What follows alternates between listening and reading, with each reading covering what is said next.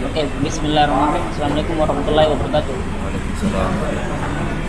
Kami dari kelompok 5 akan mempresentasikan proyek final yang telah kami buat, yaitu yang berjudul Prediksi Nilai Penjualan Mobil dengan Regresi Linear Regularisasi. Next.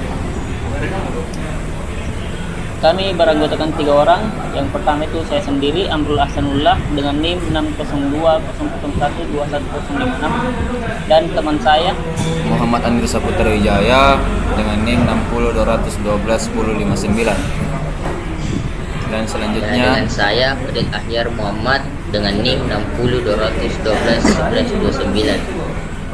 Next.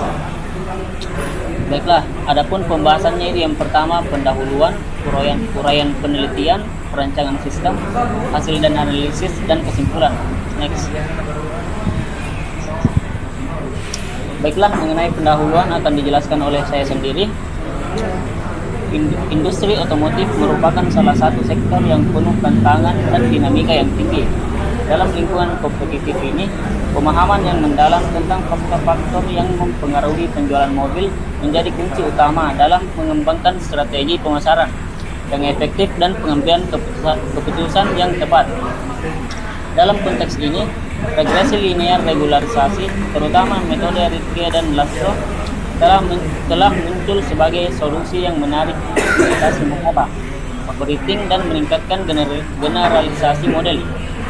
Penelitian ini bertujuan untuk menyelidiki aplikasi dan manfaat regresi linear regularisasi dalam memprediksi nilai dengan mempertimbangkan kompleksitas variabel-variabel yang memengaruhi penjualan.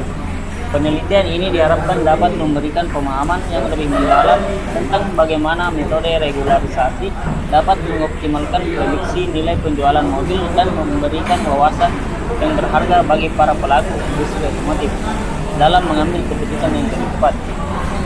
Next.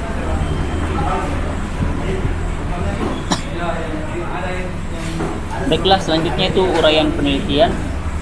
Metode yang digunakan adalah kuantitatif.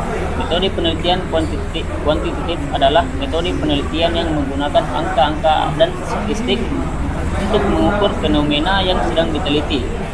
Metode ini biasanya menggunakan sampel yang representatif dan populasi yang lebih besar, dan mengumpulkan data dengan menggunakan instrumen tertentu atau observasi.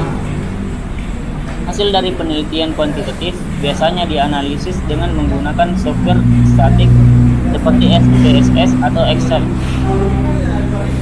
Dalam studi ini, proses evaluasi model menggunakan metode validasi silang atau cross validation dengan menerapkan regresi linear regularisasi jenis Laszlo. Pendekatan Laszlo memungkinkan kami untuk melakukan seleksi fitur otomatis dan mengontrol operating dengan menerapkan penalitas L1 pada koefisien regresi. Next. Baiklah, selanjutnya akan dijelaskan oleh Fadil Ahyar Muhammad. Saya persilahkan. Ya, saya akan melanjutkan penjelasan tentang perancangan sistem, yang dimana perancangan sistem ini mengacu pada kerangka kerja CRISP-DM, yaitu Cross Industry Standard Process for Data Mining, untuk menganalisis data penjualan mobil. Proses regresi melibatkan beberapa langkah penting, yaitu yang pertama persiapan data, yang kedua pemilihan model, yang ketiga pelatihan model, yang keempat evaluasi model, dan terakhir penyetelan dan validasi. Ya, saya akan menjelaskan hasil analisis. Dalam hasil dan yang kami kerjakan, dapat diketahui pola yang diidentifikasi dan performa dari model regresi linear. Peningkatan baik dalam volume maupun variasi data pelatihan diperlukan. Dalam kasus kami, dataset kami terbatas pada kolom dengan tipe data polinomial dan integer. Dari hasil yang kami dapatkan, RMSE yang didapatkan adalah 5763487.409 dengan deviasi standar sebesar kurang lebih 40759426.497.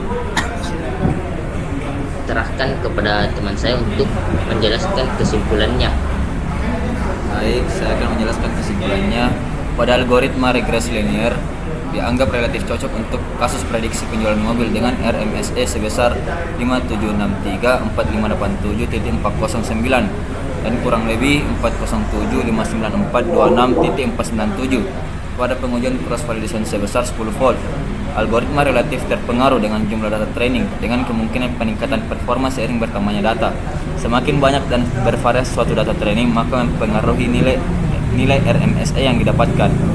Mungkin cukup sekian dari kelompok kami, kurang lebihnya mohon dimaafkan.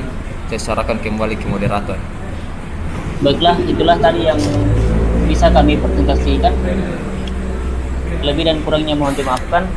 Wabillahi taufiq wal hidayah. Wassalamualaikum warahmatullahi wabarakatuh.